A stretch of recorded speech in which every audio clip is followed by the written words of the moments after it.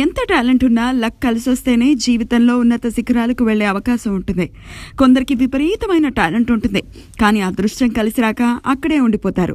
ఇంకొందరు అందివచ్చిన అదృష్టాన్ని సద్వినియోగం చేసుకుని అందనంత ఎత్తుకి ఎదుగుతారు.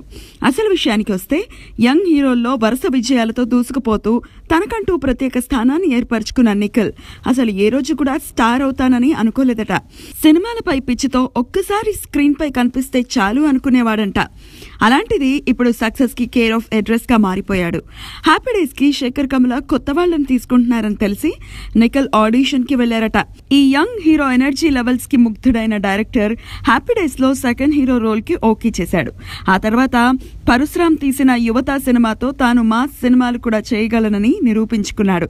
స్వామి రారాతో సెకండ్ ఇన్నింగ్స్ మొదలుపెట్టిన నిఖిల్ ప్రస్తుతం యంగ్ హీరోల్లో టాప్ ప్లేస్ లో ఉన్నాడు.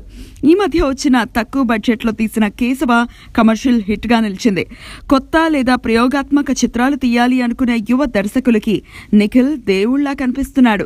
అందరిలా ఫార్ములా సినిమాలు కాకుండా డిఫరెంట్ సినిమాలు చేస్తూ తెలుగులో చేస్తున్న ప్రతి సినిమాకి ఒక మెట్టు పైకి ఎదుగుతున్నాడు. ఇండస్ట్రీలో 10 సంవత్సరాలు పూర్తి చేసుకున్న నిఖిల్ కి ఆల్ ది బెస్ట్ చెప్దాం.